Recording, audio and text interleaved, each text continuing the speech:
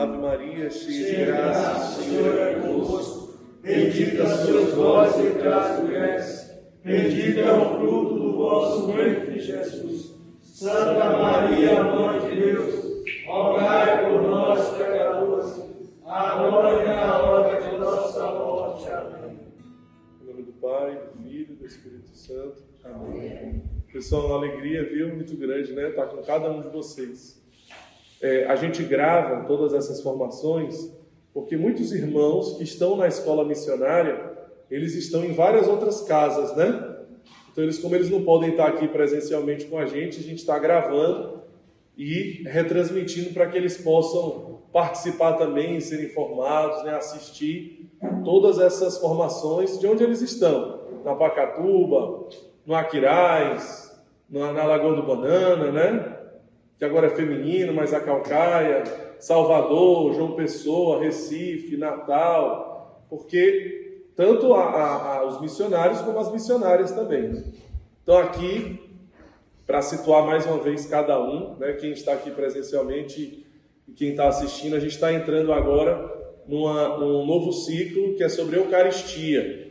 A gente, na semana anterior, a gente estava mergulhando ali, aprofundando sobre o pastoreio, né? Não é isso? O bom pastor, toda a espiritualidade do Pai misericordioso, né? E tantas coisas maravilhosas, como é que nós tomamos posse da graça do pastoreio, de cuidar daqueles que Deus nos confia, né? De filhos, de vidas, de almas que Deus nos confia. Espero que a gente esteja rezando cada vez mais, deixando Deus nos moldar, nos lapidar, falar, nos preparar para vivermos assim toda essa graça que Ele tem derramado sobre nós. E agora a gente vai iniciar um ciclo sobre Eucaristia. Hoje a gente introduz, mas vão ter formações sobre a Santa Missa, o que é cada momento da Santa Missa, né? O que realmente significa aquilo que o sacerdote fala, aquilo que os fiéis respondem. O que está acontecendo nos céus, na terra, na igreja militante, padecente, triunfante, durante a celebração eucarística? O que o espiritual está nos alcançando, e nós também alcançamos o espiritual durante a celebração eucarística. O material litúrgico, para que cada material, qual a função, o nome, quando que usa, como é que você pode ser um acólito na Santa Missa, para você entender tudo para se tornar um acólito na Santa Missa, entender tudo, como que comenta a celebração eucarística. Então você pode ser um comentarista, um acólito, depois dessas formações. Então, coisas maravilhosas que vêm por aí. E hoje a gente vai introduzir, falando sobre Eucaristia, certo? Quem tiver a Bíblia em mãos pode abrir em Mateus 26, a partir do versículo 26.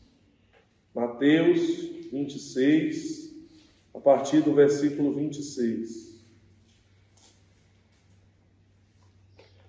Jesus tomou o pão, benzeu, partiu e deu aos discípulos, dizendo: tomai e comei, isto é o meu corpo.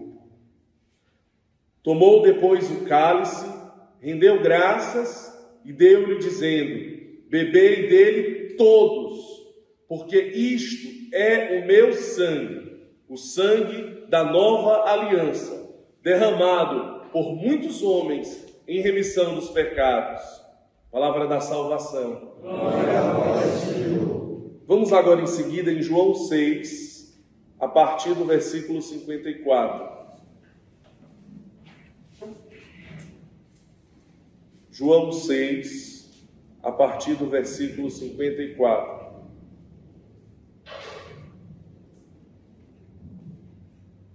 Na verdade, a partir do 48, quando Jesus diz: eu sou o pão da vida, vossos pais no deserto comeram maná e morreram.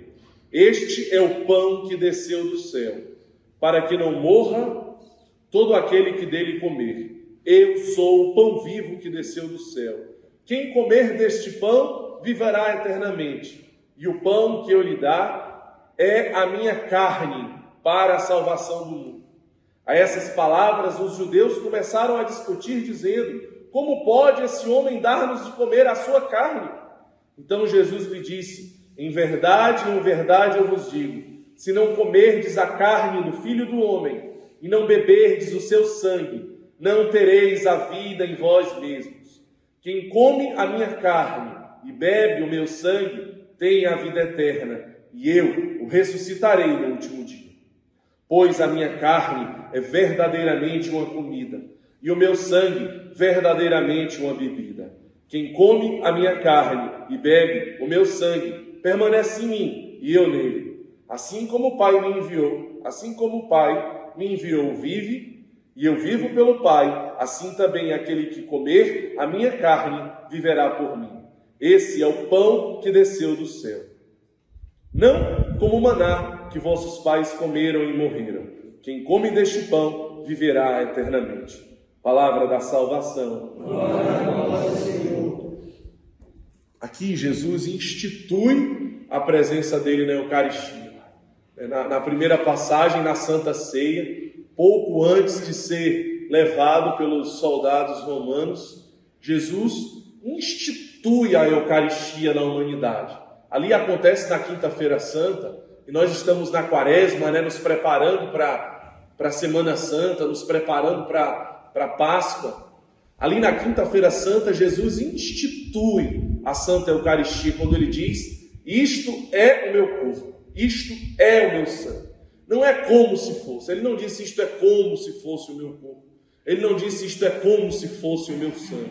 Ele disse: é. Aquele pão é o corpo de Cristo. E ele diz: fazer isto. Fazer isto. Em João 6, que nós lemos em seguida aqui, muitos discípulos, eles se escandalizaram, logo depois, se a gente continuar a ler a passagem, e disseram: não, essas palavras são muito duras. Eu não quero seguir um Cristo que se torna pão. Porque um Cristo que se torna pão, eu como cristão, também preciso descer. Eu também preciso ser simples. Eu também preciso me baixar. Se Cristo, que é Deus, se faz pão, se faz carne para que a humanidade se alimente dele, eu como cristão, que postura eu preciso ter? Que reação eu preciso ter junto à humanidade? De me ofertar, de me consumir pelo outro. Mas muitas vezes, na verdade, nós queremos que os outros nos sirvam, que os outros se abaixem à nossa voz, às nossas ideias, às nossas vontades, que os outros aceitem o que nós queremos impor, que os coordenadores, não é assim? E nós não queremos servir. E aqui é muito forte a experiência desse tema, porque enquanto futuros, alguns já missionários, alguns líderes, pessoas que vão estar à frente de casas, de missões, em outras dioceses, talvez, repetindo, como experiência. Aqui na Escola de Formação Missionária, nós estamos sendo formados para viver uma experiência de missão, aonde depois, quando acabar essa experiência, você faz o seu discernimento, de ir para Dom Bosco com ressocialização, ou de continuar renovando essa experiência até onde você sentir o chamado de Deus. Sempre é bom situar, Às vezes até alguém aqui da Dom Bosco, veja bem, tudo concorre para o bem daqueles que amam a Deus. O fato do nosso formador ter faltado hoje na Casa Dom Bosco, e você está aqui, para alguns de vocês, de modo muito especial, não é por acaso mesmo. Não é por acaso mesmo. Deus queria por algum motivo que você estivesse aqui. Aqueles que tiverem ouvidos para ouvir, ouçam. Perceba os sinais de Deus falando com você, meu irmão, viu? Porque Deus fala, Então essas duas passagens, elas devem assim ruminar o nosso coração. A gente deve, a partir delas, entender a seriedade, a profundidade que é a Eucaristia, no sentido de comungarmos da Santa Eucaristia, de adorarmos a Eucaristia, com toda a profundidade daquilo que é a Eucaristia. Quando você está diante do Santíssimo Sacramento, ali no ostensório, você está diante daquele que curou os cegos, aquele que deu voz aos mudos, aquele que fez o mudo falar. aquele que ressuscitou os mortos, aquele que curou o coxo, aquele que fez o deficiente andar. Ali é o mesmo Cristo, em corpo, sangue, alma e divindade, substancialmente a presença de Deus, de Cristo ali. Não é como se fosse. Às vezes, vamos dizer que hoje nós fôssemos receber aqui o Papa Francisco, que nós amamos, que nós admiramos, que nós reconhecemos a santidade, a presença de Deus nele. Mas que festa esse céu aqui! Ia dar uma loucura hoje, não é? Os carismas, para receber o Santo Padre no céu. Já pensou? Não é impossível não, aqui tem uma obra papal, né? Aquelas salas que foram feitas lá no início do condomínio, é uma obra papal, que o Frei Hans conseguiu junto ao Papa Francisco. Que o Lumen vai até alugar uma dessas salas, que foi uma forma do céu se tornar autossustentável. O céu que a gente fala são as ruas, as limpezas, os funcionários do escritório, né? Que o Frei Hans e o Papa pensaram para o céu. O Papa sabe que existe o céu. O Papa sabe que você existe, né? O Papa reza por você. O Papa já mandou a bênção, né? Para o Com Deus Tem Jeito várias vezes. E uma delas assinada a punho. Então já pensou se o Papa viesse aqui? Que recepção nós iríamos fazer, não é? Que festa. E quando Jesus está ali no altar, toda a Santa Missa que vocês participam aqui no céu, Jesus está ali, em corpo, sangue, alma e divindade, mas se ofertando por você. Ele está ali atualizando todo o santo sacrifício no altar. É o Cordeiro atualizando toda a sua imolação por amor a você. Não é uma repetição, porque a cruz ela não é uma repetição, é uma atualização. É uma atualização de todo o mistério da cruz ali durante a Santa Missa. É Jesus atualizando toda a sua dor, toda a paixão, todo o amor que Ele tem por você, para que você possa entrar no mistério de comungá-lo ressuscitado. Então veja, como é que você se prepara para a missa? Hoje vocês vão para a missa ainda, não é isso? Como é que você se prepara, o desejo de receber corpo de Cristo, de saber que no momento que você comunga, em poucos segundos, aquela Eucaristia, o sangue de Cristo, ele já está percorrendo todas as veias do seu corpo, todos, aqueles milhares e milhares de quilômetros de veias, em poucos segundos, é o tempo que você volta para o banco para se sentar, e o sangue de Cristo, ele já se une ao seu sangue, em todas as veias do seu corpo. As veias onde estão os seus olhos, a sua boca, a sua língua, da onde aquilo que você vai falar, já é o sangue de Cristo na sua boca. A forma como que você vai olhar para as pessoas, já é o sangue de Cristo no seu olhar. Já é o sangue de Cristo no seu coração, os sentimentos que você vai gerar. Já é o sangue de Cristo no seu cérebro. Já é o sangue de Cristo nas suas mãos. O que você vai fazer com as suas mãos? É o sangue de Cristo. O mesmo sangue que jorrou da cruz. O mesmo sangue que jorrou do peito transpassado, do crucificado. É aquele que você está comungando. Tendo a graça de comungar. Vamos pegar o catecismo da Igreja Católica. No parágrafo 13 e 24. Se você quiser anotar, o Catecismo nos diz: a Eucaristia é fonte e ápice de toda a vida cristã. Os demais sacramentos, assim como todos os ministérios eclesiásticos e tarefas apostólicas, se ligam à Sagrada Eucaristia e a ela se ordenam, pois a Santíssima Eucaristia contém todo o bem espiritual da Igreja, a saber, o próprio Cristo, a nossa Páscoa. Depois, no parágrafo 13 e 26. Pela celebração eucarística, já nos unimos à liturgia do céu e antecipamos a vida eterna, quando Deus será tudo em todos. E aqui tem vários outros parágrafos riquíssimos, né, que falam da Santa Eucaristia. Às vezes eu imagino que não consegue acreditar que realmente é Deus. Porque se Deus estivesse ali na sua frente toda a Santa Missa, aí você estivesse ali aos pés, quando você se ajoelha na consagração e o padre diz: isto é o meu corpo, isto é o meu sangue. Naquela hora da consagração, aonde substancialmente o pão já não é mais pão, mas o pão é a carne de Cristo. Se você realmente acreditasse isso com toda a sua força, será que você ia estar pensando em outras coisas? Ou será que você ia se colocar como João se colocou aos pés da cruz há 2000 anos? Será que João, aos pés da cruz, sabendo que estava diante de Deus, diante daquele acontecimento que marcava a história da humanidade? Porque toda Santa Missa acontece o mesmo. É a paixão de Cristo sendo atualizada.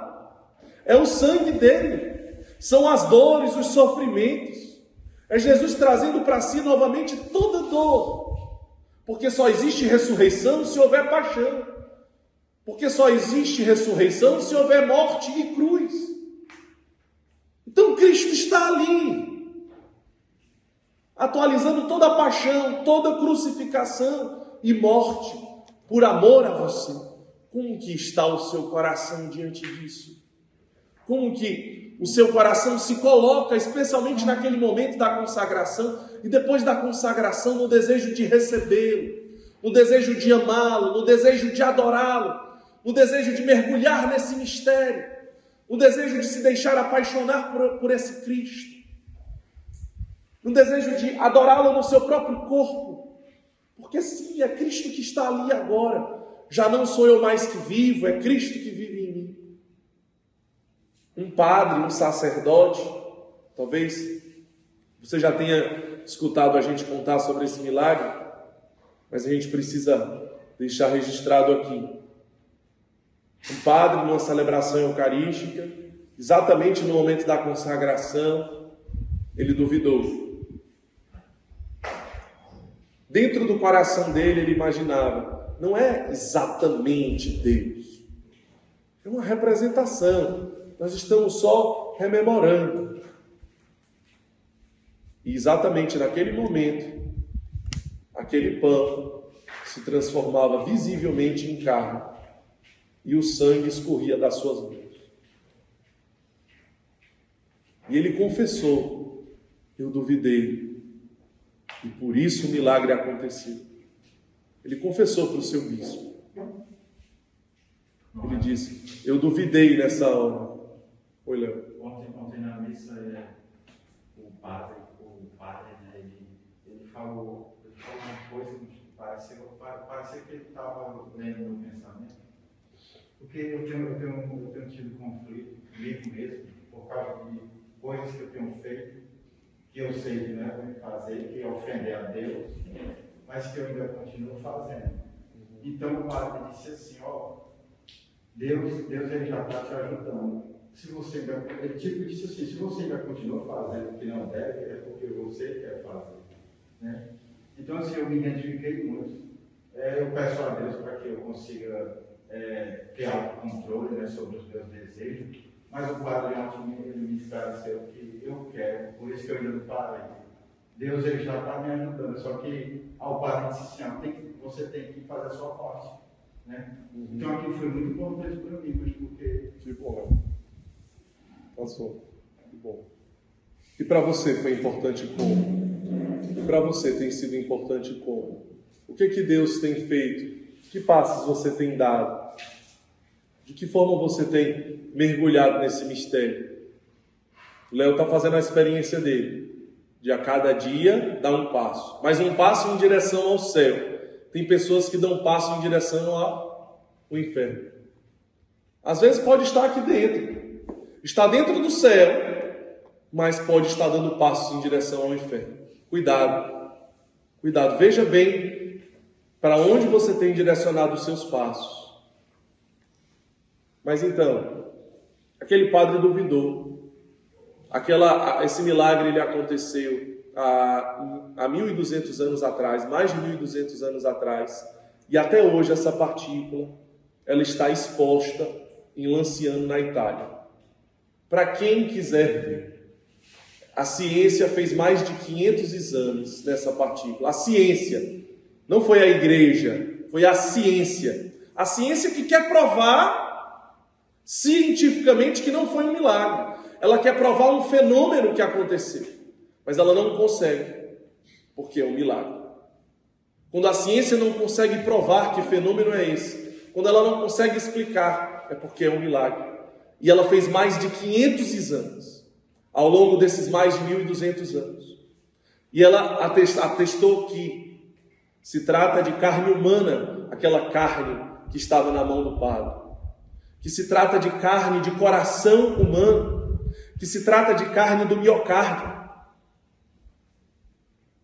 A ciência atestou que o tipo sanguíneo é o tipo AB. Tinha 10% de chance de ser AB, mas era AB, o mesmo de Jesus Cristo, porque lá em Turim, na Itália, o Santo Sudário também está exposto, pano que enxugou o sangue do rosto de Jesus.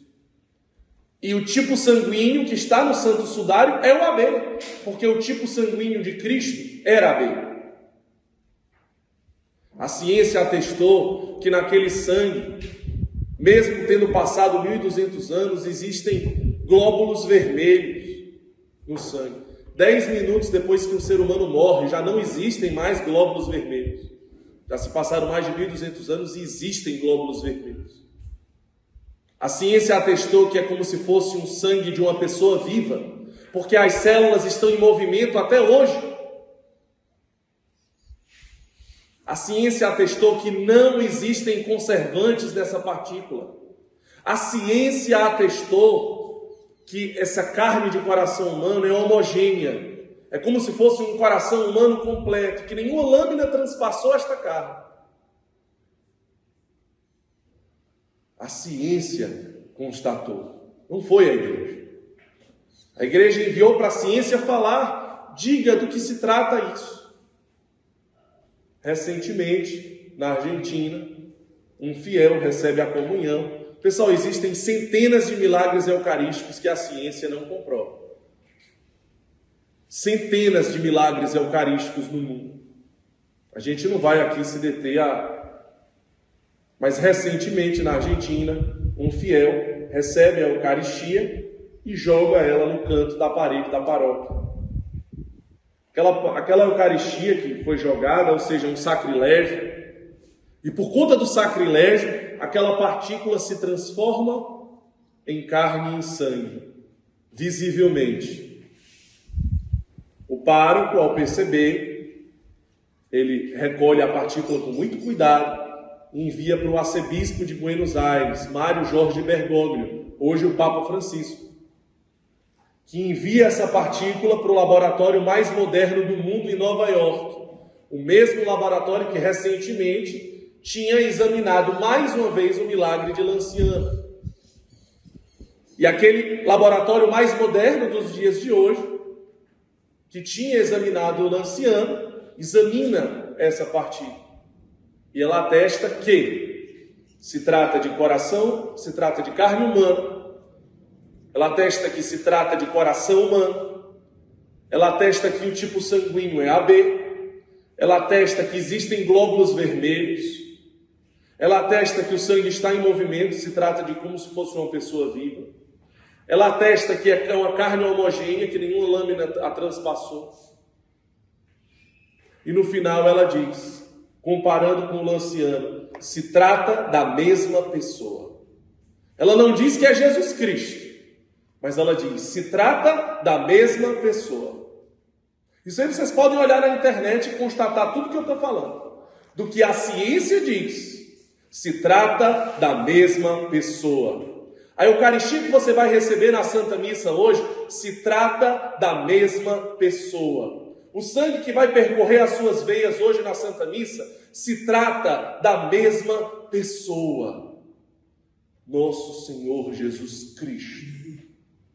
Nada menos do que Deus, O sangue de Deus, que jorrou da cruz e que hoje, durante a celebração eucarística, vai atualizar toda a sua paixão por amor a você. Porque tem sede de você. Porque deseja que você o comungue ressuscitado. Mas para que você o comungue ressuscitado e tenha a graça de ter a sua presença ressuscitada, ele precisa atualizar a sua paixão, a sua cruz e a sua morte. Que amor extraordinário por você. Porque é pessoal. Cristo não ama em massa. Ele ama pessoalmente. Pessoalmente. Ele ama pessoalmente. Santo Agostinho diz que o único alimento que ao homem consumi-lo não se transforma no homem, mas o homem se transforma no alimento que ele o consome, é a Eucaristia. O único alimento. Na verdade, nós nos configuramos a Eucaristia. Nós nos tornamos a Eucaristia. Glória Polo, aquela colombiana, que recebeu aquele raio, que quase faleceu, já estava ali na quase morte ali dela, os médicos já tinham ali atestado a sua morte, o seu óbito, Ela já estava tendo o juízo particular dela, quando ela escutava Jesus falar, e ela escreve isso no seu testemunho, um testemunho que a igreja reconhece como autêntico, e autoriza que ela testemunhe no mundo inteiro. No juízo particular dela, ela disse que Deus mostrou o céu, o purgatório e o inferno, mas ela estava sendo condenada para o inferno. E ela disse que escutava Deus falar: Glória, era eu que estava com fome. Foi a mim, Glória, que deixaste de comer. Glória, era eu que estava com sede. E aí a Glória, ela diz que quando Deus dizia ele aumentava a voz como que quase gritando. E ela conseguia sentir a dor de Deus, porque ele dizia: era eu. Então ela estava sendo condenada, mas um pobre rezou por ela e ela teve uma segunda chance. Mas o fato é que ela relata que no céu, ela disse que as almas que mais brilhavam no céu eram aquelas que mais comungaram da Eucaristia. Porque foram as almas que mais se configuraram à Eucaristia. Que graça vocês aqui do céu poderem comungar todos os dias. E aqui a gente fala com os outros missionários também, que talvez não tenham ainda a Santa Missa diária, mas que você, como um futuro coordenador de casa, precisa lutar junto conosco por isso. Nós já temos agora a autorização da Eucaristia no sítio Coração Sagrado, temos também no sítio Belém. Então a gente está nos organizando para termos a Eucaristia, termos a reserva eucarística em todas as casas, para que a gente possa ter a comunhão eucarística diariamente em todas as casas. Como nós devemos valorizar essa graça de poder comungar todos os dias. Veja, ela disse, as almas que mais brilhavam eram aquelas que mais comungaram, porque elas tiveram a graça de se configurar a Cristo. Por isso que a gente deve se preparar também para participar da missa. Vamos pegar 1 Coríntios, capítulo 11.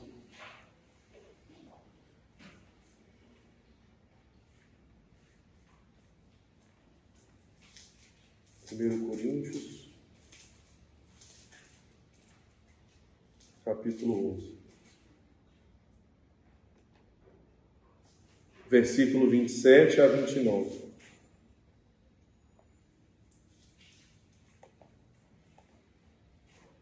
Portanto, todo aquele que comer o pão ou beber o cálice do Senhor indignamente será culpável do corpo e do sangue do Senhor. Que cada um se examine a si mesmo, e assim coma desse pão e beba desse cálice. Aquele que come e bebe sem distinguir o corpo do Senhor, come e bebe a sua própria condenação. Palavra do Senhor. Graças a Deus. Nós precisamos participar da Santa Missa confessados. Não existe maior graça do que você, receber o corpo de Cristo, comungar do corpo de Cristo em estado de graça. Você se confessa e comunga. Não existe união mais íntima com Deus. Aquele momento que você se confessou há pouco tempo, participa da missa e comunga, meu irmão, quando você estiver ali na ação de graça, sentado, feche os seus olhos e mergulhe profundamente dentro de você. Que Deus fala ali de uma forma extraordinária. Extraordinária. Deus fala, Deus age. Os momentos de mais intimidade, onde Deus mais fala conosco, mais age na nossa vida, é exatamente naquele momento. Agora, se eu estou em pecado grave, a palavra nos diz, nós estamos comungando da nossa própria condenação. Por isso que existe o sacramento da confissão. Procurar o sacerdote e se confessar com ele. Você poderia dar um exemplo de pecado grave? Qualquer pecado, o Léo está perguntando um exemplo de pecado grave. Qualquer pecado contra os 10 mandamentos é um pecado grave. Qualquer pecado contra os 10 mandamentos é um pecado mortal. Qualquer pecado contra os 10 mandamentos nos impede de entrar no céu, porque nos impede de entrar até no purgatório. É inferno. Às vezes as pessoas pensam que o inferno é uma fantasia. Às vezes as pessoas pensam que é uma brincadeira. Às vezes as pessoas pensam que o evangelho é uma brincadeira e que eu posso brincar. Por exemplo, aqueles casos que estou julgando ninguém. Quem sou eu? Aquele que não tiver pecado, que atire a primeira pedra. Aqui é uma autoavaliação. Mas aquele irmão que pensa assim, eu vou ali pecar um pouco e depois eu me confesso. E depois eu volto. O não me acolhe. Se eles perceberem que eu usei alguma coisa, e se eu for desligado, ou se eu for para uma receita, tudo bem. Mas eu vou só ali. Meu irmão, e se você não voltar? Quem garante que você vai voltar? Quantas pessoas não voltaram? Quantos não voltaram? Infelizmente não voltaram. Quantos? Então a salvação, a sua salvação não é brincadeira. Não é brincadeira. Tenha repúdio ao pecado. Tenha repúdio, meu irmão. Não queira ele nem perto de você. Não se alimente do que vai lhe levar para o pecado. Tem tantos irmãos que ficam brigando pelo celular, né? O celular. Mas é uma coisa. Ele fica sonhando com o celular, já sai do sítio de caminhada sonhando com o celular. Por que é que quer tanto o celular? Não é por causa da minha filha, é por causa da minha mãe. Será que no fundo é isso mesmo, meu irmão? Você usa o celular, todos os irmãos que saem dos sítios, que vêm para cá, eles ficam sonhando com o celular para poder evangelizar através do celular. Evangeliza mesmo? Como é que faz essa evangelização? Quem tem evangelizado? Quantas pessoas têm evangelizado através das redes sociais? O que você testemunha? O que você propaga? O que você anuncia? Quantas pessoas você tem evangelizado através de um celular? Quem tem o celular? E aquelas conversas sem futuro nenhum, aquelas amizades velhas, os assuntos de homem velho, a imaginação, aquilo que olha escondido, mas que Deus está ali do seu lado. A Virgem Maria está ali do seu lado, olhando tudo. Você pensa que está enganando quem? Você pensa que está enganando quem?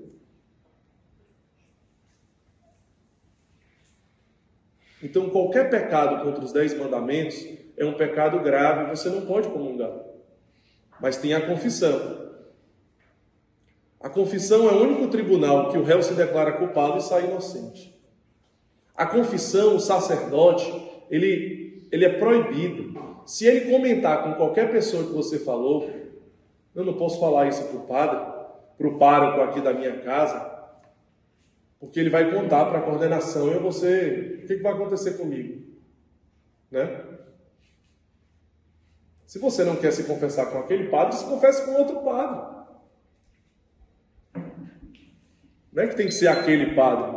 Se confesse com outro padre. Mas o padre, ele não pode falar para ninguém. Se ele falar para uma pessoa, para a mãe dele, ele está excomungado da igreja automaticamente. Ele sabe muito bem disso. Excomungado automaticamente. Não precisa nem ninguém descobrir que ele contou. Ele já sabe que ele está excomungado. Excomungado, ele está fora da igreja católica. Automaticamente. Se ele contar o pecado que você contou para ele na confissão. Então você pode falar. Na confissão você fala o seu pecado. E você não fica justificando o seu pecado. É o seu pecado. Não é o do outro. E não é para justificar o seu. É para chegar cheio de arrependimento. A confissão só é válida se tiver arrependimento e um sincero propósito de mudança. Se não tiver uma dessas duas coisas, a confissão ela é inválida. Você não foi absolvido dos seus pecados. Pode ter até enganado o padre. Ele pode até ter absolvido, mas ela não valeu, ela foi inválida. Porque você enganou o padre. Mas se você estiver sinceramente arrependido e houver um sincero propósito de mudança, e o padre lhe absolver, meu irmão, você está absolvido de todos os pecados da sua vida.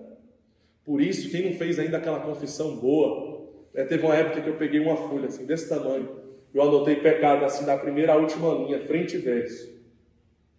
Eu levei para o padre, porque eu pensei assim, rapaz, eu posso ter esquecido algum pecado, eu quero falar agora assim, eu quero fazer era uma quaresma, eu quero fazer uma confissão mesmo daquelas. Eu quero falar tudo, eu vou fazer memória de todos os pecados da minha vida.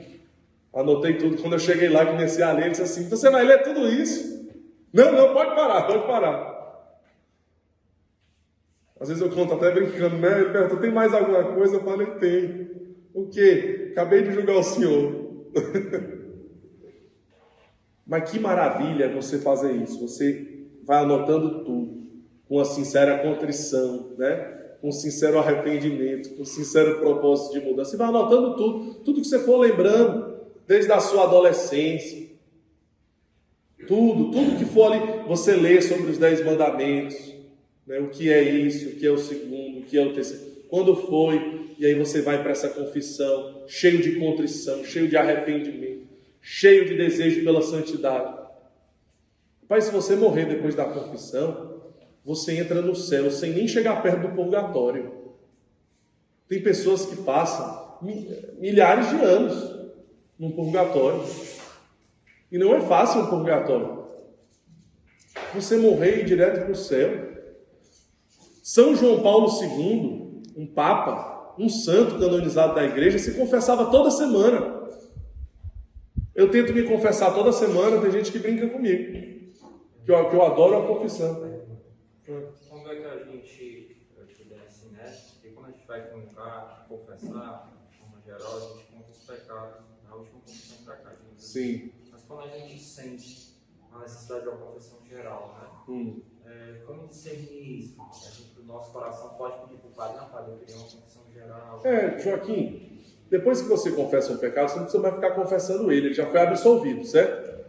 Mas eu estou falando para, se alguém aqui não fez ainda uma boa confissão, fazer essa recapitulação. Se você já confessou tudo, lá da adolescência, se você já lembrou de tudo, ótimo. Mas se você achar que não fez ainda, faça. E depois você não precisa ficar fazendo de novo, não. Depois você só vai confessando os pecados da última confissão para essa, certo? Porque depois que foi absolvido, você esquece, né? Porque Deus esqueceu. Isso não vai ser... Glória Polo disse no testemunho dela que todos os pecados anteriores à última confissão dela, nenhum foi dito por Deus. Ele esqueceu tudo. Agora, todos os pecados, sem falta, da última confissão para o momento do juízo particular dela, todos foram lembrados. Então, como é que você vai perder a graça? Uma graça dessa. Se dissessem assim para você: olha, tal hora, em tal lugar, você vai receber 10 milhões de dólares. Quem ia receber? É para você. Não é roubado, não tem nada ilegal, nada irregular. Foi para você. O pessoal juntou e tem 10 milhões de dólares guardados para você. É só ir buscar amanhã essa hora. Você iria ou não? Iria. Todo mundo iria. Agora, se disser para você, tem um sacerdote aqui querendo absolver todos os pecados da sua vida, e depois tem um padre na igreja para celebrar a Eucaristia e lhe dar o corpo de Cristo, Cristo em corpo, sangue, alma e divindade, você iria com mais alegria ou menos alegria que receber os 10 milhões de dólares? Mais alegria. Mais alegria. Muito bem. Muito bem. Graças a Deus que você iria com mais alegria. Tá? Glauco? Assim, eu gosto de concordar com o quadro, né? Sim. Assim, as confissões que eu faço é só atual. Tipo assim, lá naquele tempo lá, na conversão e todo aquele negócio que eu fiz, eu nunca levei isso pro sacerdote, entendeu? Porque, tipo assim, quando eu vi falando assim, ó, eu escrevi tudo no papel. Aí, por eu não ter confessado aqueles pecados ainda tá ainda em julgamento, eu não confessei. Tipo assim, naquele tempo lá. É assim, Glauco. Se você esqueceu de falar, né, você tentou lembrar tudo, mas você esqueceu alguma coisa, à medida que você for lembrando, é bom você confessar sim. Eu tenho que confessar, mesmo não tendo passado por muito tempo. Sim. Se você lembra que não confessou porque você esqueceu, não é que você não ficou em estado de graça ao longo desse tempo porque você esqueceu. Mas a partir do momento que você lembra que você tem um pecado não confessado e você simplesmente não quer confessar, aí não. Entendeu? Então tem que anotar tudo no papel que eu fiz naquele tempo e chegar na oportunidade de confessar. O ideal é que quem não fez isso, faça. Faça de uma vez. Aí, como eu falei, você confessa, a partir daquele momento você passa a confessar os novos pecados. Mas quem não fez, faça. Diga para ele: ó, padre, eu queria aqui fazer uma confissão mais bem feita, porque eu nunca fiz uma confissão assim, né, de recapitular tudo. Padre Pio de Pietrelcina, ele tinha um dom de saber quando a pessoa não estava arrependida. E ele dizia: eu não vou lhe absolver, vai embora daqui. Eu não vou lhe absolver. Porque se ele simplesmente absolvesse, aquela pessoa não ia ser perdoada. Então ele preferia ser sincero com ela, porque ele tinha essa graça. Ele bilocava, ele estava em 2 lugares ao mesmo tempo. Ele recebeu os estigmas. A ciência ficou lá. E ele é um santo contemporâneo dos nossos pais. Padre Pio morreu há 70 anos atrás. Né? Então, é um santo realmente. E ele, na confissão, ele tinha esse dom, esse mistério. Ele falava: pode ir embora daqui, vai embora daqui. Se levante daqui e vai embora, vá se converter, vá se arrepender. Não brinque com o sacramento. Não é todo mundo que pode fazer isso. Às vezes alguém pode querer brincar de fazer isso, pode dar tudo errado. A pessoa pode se revoltar, a pessoa pode nunca... Mas todas as pessoas que ele fez isso se converteram. Porque é um dom de Deus. Você conhece a árvore pelos frutos, né? Se fosse da humanidade dele, não ia dar certo. Mas um dia ele estava lá em San Giovanni Rotondo. O pai dele foi visitar ele e na madrugada ele sentiu que o pai dele precisava de algo. Ele sai do mosteiro que ele estava, vai no outro prédio, entra no quarto do pai e o pai está morrendo na cama. Ele diz: papai, vamos se confessar agora. Diga os seus pecados, papai.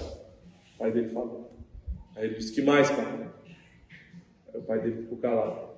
Aquele dia, papai, que você traiu a mamãe quando você viajou para a América, você se arrepende? Ele: como assim, meu filho?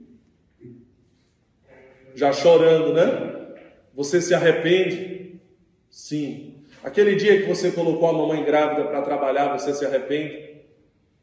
ele foi falando todos os pecados do pai, porque o pai ia morrer. E se o pai não confessasse aqueles pecados, o pai ia para o inferno. Naquele momento, o Padre Pio salvou a alma do pai. Então veja que graça que vocês têm aqui com os padres aqui, ou que você tem aí. Se confessar. Foi Jesus que disse para os apóstolos: a quem vós perdoardes os pecados, eles serão perdoados. A quem vós retiverdes, eles serão retidos. A vós é dado a graça de perdoar. Aos apóstolos, sucessores dos apóstolos, dos discípulos, são os sacerdotes. Os bispos são os sucessores dos apóstolos. A eles é dada a autoridade de absolver. Ali é a persona Christi. Depois vocês precisam assistir. Esse filme está no YouTube. Um filme chamado O Grande Milagre. É um filme curto. Né? Alguém já assistiu? É um filme curto, O Grande Milagre. Pronto. Vocês precisam assistir dentro desse ciclo de Eucaristia, viu? Bloco aqui. E aí também, cada um de vocês, a gente manda o link. Está no YouTube, O Grande Milagre. Você entende tudo o que está acontecendo na missa. O momento que... aí... exatamente. Pessoal, e a adoração ao Santíssimo Sacramento, que nós temos aqui diariamente também, né? São João Paulo II dizia: tu te torna aquilo que tu contemplas. Tu te tornas aquilo que tu contemplas. O que tu contemplas? A gente não tem ideia. Está diante do Santíssimo Sacramento em silêncio, só olhando para Jesus, adorando em silêncio. A gente não tem ideia as graças que são derramadas do Santíssimo Sacramento sobre nós, os raios que penetram a nossa alma, o nosso coração, que vão nos lavando. Sabe aquilo? Eu faço o mal que eu não quero, eu não faço o bem que eu quero. O pecado que é um espinho na carne. Paulo, né? Sabe a concupiscência da carne? Ali, o invisível vai acontecendo dentro de nós. E nós vamos nos configurando a Cristo. Sabe aquela raiva que às vezes sai de você e você não entende por que ela veio? E a boca fala aquilo que o coração está cheio. Sabe aquela mentira? Sabe aquela malícia?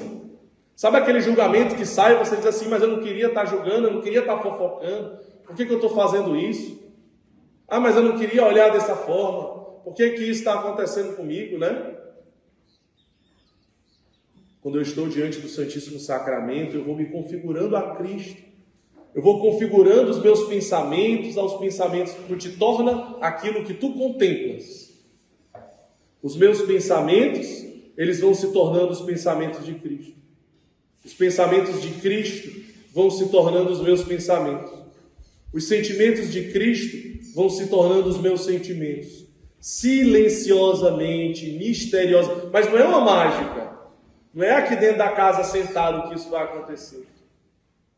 Não é olhando porcaria no celular que isso vai... Olhando porcaria no celular, eu vou me configurar, eu vou me tornar aquela porcaria que eu olho. Tu te torna o que tu contemplas. Tu contempla porcaria, tu alimenta o teu olhar, o teu coração com porcaria, com lixo. Tu te tornas o que tu contemplas. Então tu perde tempo falando o quê? Olhando o quê? Escutando o quê? Pensando em quê? Se alimenta com o quê? Conversa sobre o quê? Lembra de quê? Conversa com quem? Fala sobre o quê? Tu te torna o que tu contemplas. Daquilo que tu se alimenta. E tu vai alimentando a tua alma de porcaria. Alimenta de porcaria. Alimenta de porcaria. É claro que isso vai sair de dentro de você em forma de pecado. Porque a boca fala que o coração está cheio. Porque tu vai se tornando daquilo que tu se alimenta. Mas se eu me alimento da Eucaristia, mas se eu adoro a Eucaristia, eu gasto tempo diante do Santíssimo Sacramento, com amor, com gratidão, olhando para Ele, deixando Ele agir em mim silenciosamente. Às vezes eu não preciso dizer nada, mas você está diante dEle. Você não imagina ali o que Deus está fazendo dia a dia. minuto a minuto, segundo a segundo, de que forma que ele vai agindo e transformando você. A mesma coisa com a palavra, contemplação do Santo Terço, né?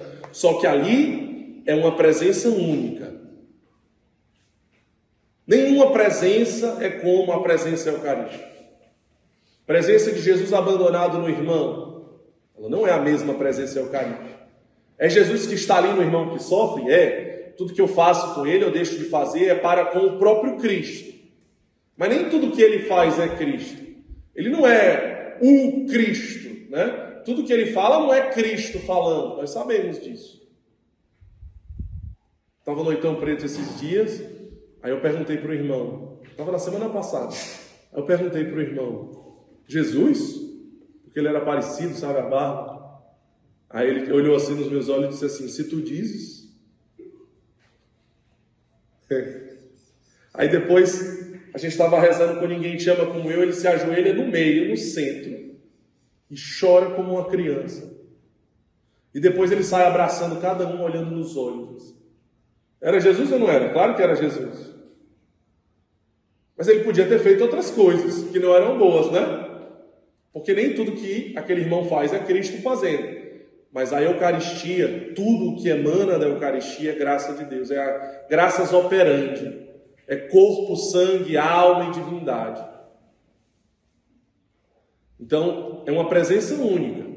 Estar diante dele, o adorando, silenciosamente, nós não temos dimensão de tamanha graça. E aí, para a gente ir fechando aqui, pessoal, falando um pouco assim da Eucaristia dentro do carisma Lumen, né? Dentro do carisma Lumen. O Papa Francisco nos mandou uma carta em 2017, para o Com Deus Tem Jeito que aconteceu aqui, onde ele dizia assim, se deseja verdadeiramente encontrar a Deus, vocês precisam tocar na carne sofredora de Cristo, nas chagas dos pobres. Aqui o Santo Padre, ele nos revela o nosso mistério cristológico, o Papa Francisco, que ele diz que se desejas verdadeiramente, obra Lumen, se desejas verdadeiramente encontrar a Cristo, é preciso tocar na carne sofredora de Cristo, nas chagas dos pobres. Mas aí ele completa, como resposta à sagrada comunhão recebida. Porque é o encontro do ressuscitado com o abandonado. Você é chamado a ser a presença do ressuscitado. E esse encontro, ele só vai ser como ele precisa ser. Você só vai conseguir enxergar o abandonado como você necessita enxergar. E esse encontro, ele só vai ser o que ele precisa ser na sua intensidade, se você for a presença do ressuscitado. Você não é chamado a ser presença do abandonado. Você é chamado a ser a presença do ressuscitado. Então, aqui o Papa Francisco, ele nos revela o nosso mistério cristológico e o cerne do nosso carisma. E como é que eu vou ser a presença do ressuscitado? Como resposta à sagrada comunhão recebida. O caminho mais profundo é esse. Forma que nós devemos nos preparar para esse encontro. E aí é claro que tocando no abandonado, o ressuscitado ele é gerado em mim. Mas não pode ser simplesmente por um encontro de fazer uma ação social, porque agora eu quero resgatar irmãos. Isso é bonito, mas aqui não tem o mistério. Aqui não tem o cerne do carisma. Aqui não tem o mistério do carisma. O mistério é quando você vai ser a presença do ressuscitado e encontra o abandonado. Aquele irmão abandonado tem sede do ressuscitado em você. E a Eucaristia é o grande tesouro para nos configurar ao ressuscitado, para sermos essa presença. Por isso que o Lumen, sempre quando vai na Praça do Ferreira, normalmente, a gente faz uma celebração da palavra antes, para que as pessoas possam comungar antes de ir para as ruas. Porque é Jesus ressuscitado que nós temos que levar para as ruas. Porque é Jesus ressuscitado que nós temos que levar para a humanidade ferida. Agora, claro, a humanidade tem que tocar no crucificado. O nosso arcebispo, veja como Deus fala através da igreja, né? O Papa nos mandou essa carta. E o nosso arcebispo, Dom José Antônio, aqui da Arquidiocese de Fortaleza, em 2002, a primeira reunião que nós tivemos com ele, para falar que nós sentíamos que o Lumen era um carisma, porque até então o Lumen era um grupo de jovens. Mas ali em 2002 a gente sentia que algo mudava. E a gente queria expressar para o arcebispo esse sentimento. Aquilo que a gente percebia. Não era mais jovens que entravam e saíam. Não, a gente queria ficar ali o resto das nossas vidas. E a gente foi falar desse carisma para eles. E ele disse: vocês são chamados a ser Eucaristia para o mundo. E o que é ser Eucaristia para o mundo? Ser a presença do ressuscitado. Quem é a Eucaristia? É o ressuscitado. A igreja diz que para você ser... Como é o processo de você ser pão? De você ser Eucaristia, de você ser alimento? Primeiro, uma boa massa. Bons ingredientes. Isso significa a sua vida de oração. A sua vida sacramental. A sua oração pessoal, a forma como você reza o texto, a forma como que você participa da Santa Missa. Não é dizer, Santa Missa diária, terço diário, oração pessoal diária, leitura da palavra diária. Não. É a forma como que você participa. É a forma como que eu participo da Santa Missa diariamente. A forma que eu adoro o Santíssimo diariamente. A forma que eu vivo a minha oração diariamente. Aqui está a qualidade da massa, a qualidade da minha vida de oração, a qualidade da minha vida sacramental. A forma como eu rezo com o Evangelho, a forma como que eu contemplo os mistérios do Santo Texto. Não é, Maria, chega, não. A forma que eu contemplo a vida de Cristo naqueles mistérios. A forma como que eu comungo, a forma como que eu confesso os pecados. Então, a qualidade da massa, a boa massa. Depois, bater a massa. Bater a massa. Para fazer o pão, é preciso bater a massa. É quando bate a massa que tira o ar da massa.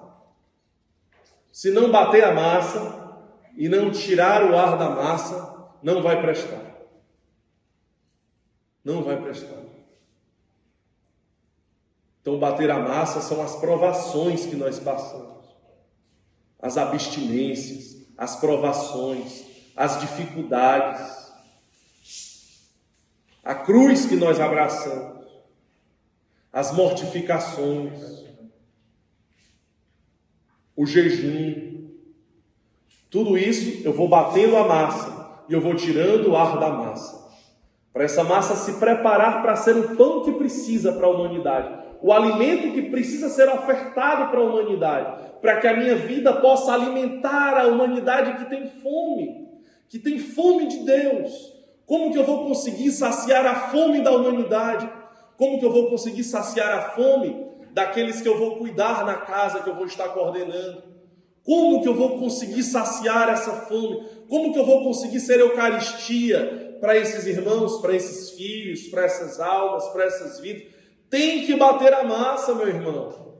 Tem gente que na primeira provação já quer abrir. Já quer abrir. Mas você tem que entender o que é o Evangelho. Você tem que entender o que é o Evangelho. Você precisa ser corrigido, sim.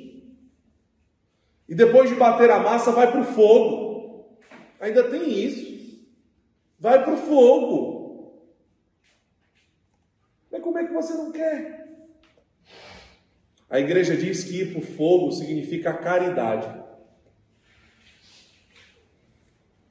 Então, segundo bater a massa, eu preciso ser corrigido. Eu preciso ser exortado. Se eu ficar só assim...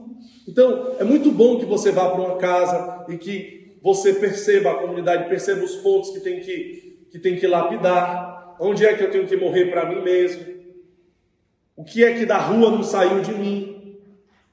Quais são os pontos que eu ainda trago da rua? O que é que feriu a minha personalidade, o meu caráter? Porque eu não sou assim. Eu não nasci para a rua. Então eu preciso trabalhar, eu preciso me esvaziar. Eu preciso tirar isso de mim, eu preciso tirar aquilo que não é meu de dentro de mim. Então um acolhido que chegar e que com toda a sua ingratidão naquele momento, condenar você, juntar lá outros para falar de você, Deus seja louvado. A massa está sendo batida. Eu estou me esvaziando, eu estou aprendendo a descer. Eu quero tanto a humildade, mas quando a humilhação vem, eu não quero. Então você não quer a humildade. Eu quero. É tão bonito a humildade de Nossa Senhora. É tão bonito a humildade dos discípulos. Eu quero ser assim. Aí quando vem uma humilhação, quando Deus permite uma humilhação, você já não quer mais. É bonito a gente falar. Mas o importante é a gente viver. O importante é a gente abraçar a cruz.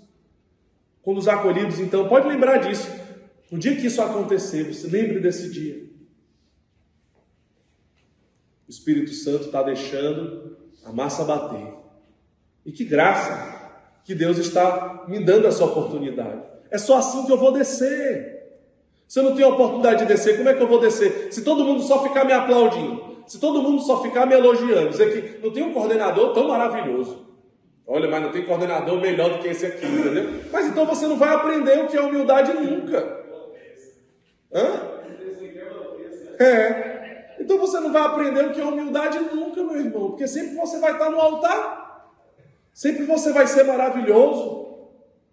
Todo mundo vai agradecer, muito obrigado, beijar seus pés. Mas não vai ser assim. Mas não vai ser assim não, né? Não é verdade? Vocês acham que vai ser assim? Vocês esperam que vai ser assim? Não vai ser assim. Com nenhum de nós é assim. Com quem quer viver o Evangelho não é assim. Mas é a oportunidade que a gente tem de imitar a Cristo. Abraçar a cruz. Nos esvaziar. Do orgulho que foi criado. O orgulho é por causa das feridas. Aquela necessidade de autoafirmação, de não sei o que, de não sei o que. É porque, na verdade, eu não confio em mim. Irmão, desculpa esse tempo aí. A questão da droga. Sim. Deixar de usar droga não foi tão difícil porque já estava me causando vários problemas, certo? Certo. O problema que eu acho que é geral, é deixar as coisas que são bom, que é pecado, que é bom. Tá. Essas são difíceis. Porque a droga está me causando sofrimento. Não foi difícil não parar. Agora você entendeu, tem coisas que é bom, que é pecado, e essa é a dificuldade da droga para conseguir dizer não. Mas do mesmo jeito que tem coisa que você acha que é bom, a droga ela também você pode entender que é bom. Não. Porque você vai ter um prazer ali na hora. Você vai anestesiar a sua dor naquele segundo. Entendeu? Como qualquer outra coisa. Não, peraí. Como a gula na comida, como o sexo fora do casamento. Né? Porque pecar contra a castidade é o sexo fora do casamento, fora do sacramento do matrimônio. Tem irmão que sai da Dom Bosco e se junta. Não, eu estou aqui, estou junto. Eu vivo só com ela aqui. Não, irmão, você não entendeu, não. O sacramento do matrimônio. O padre dá o sacramento do matrimônio. Não, mas é porque eu já fui casado, ela também, então me desculpe. Vá no tribunal eclesiástico da arquidiocese para fazer um pedido de nulidade. Ou então viva a castidade. Né? Como muitos vivem. Entendeu? Não é se juntar, não. Tem irmão da Dom Bosco que precisa entender, né? Viu, Léo? Então, é assim, o inimigo, ele nunca vai nos atrair, eu já falei isso outras vezes, né? Ele nunca vai nos atrair mostrando o inferno. Ele nunca não vai nos atrair mostrando o presídio, o caixão. É bom. Não é ruim, não. Eu nunca usei droga, mas eu imagino que deve ser bom, né? Para o cara ficar indo e ficar lá o tempo inteiro, passar o dia lá dentro.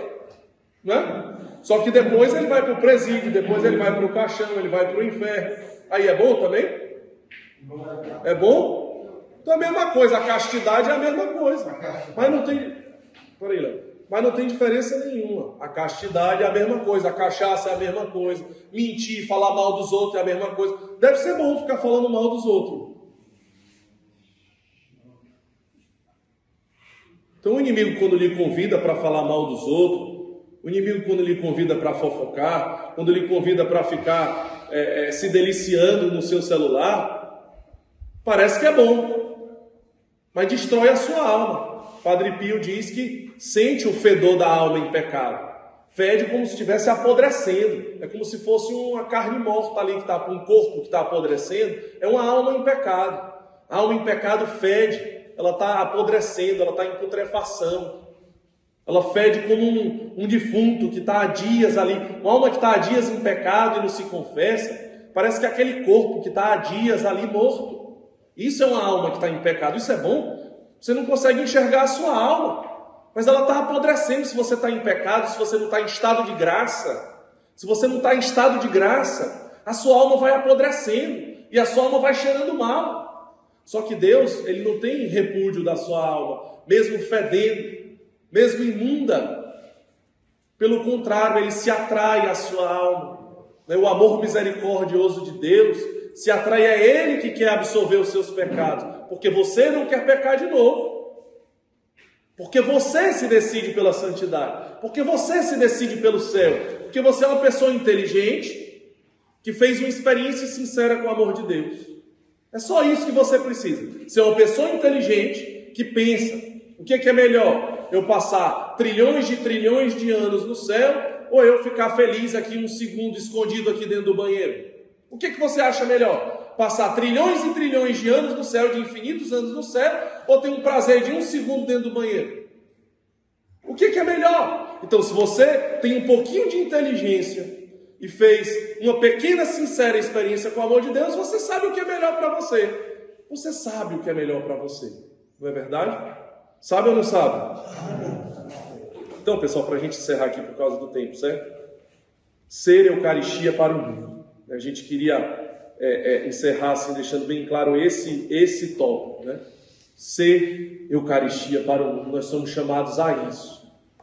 Nós somos chamados a ofertar a nossa vida. E nós só vamos ser felizes, e nós só vamos nos encontrar com aquilo que nós fomos criados para ser, quando nós ofertarmos a nossa vida. Quando e precisa ser a nossa vida configurada a Cristo. Só vai fazer sentido se for assim. Não é servir. Eu vou lá para aquele sítio, eu vou servir, eu vou fazer aquilo, eu vou me doar. Simplesmente porque eu tenho um ideal. Configurado a Cristo, configurado à Eucaristia do Senhor,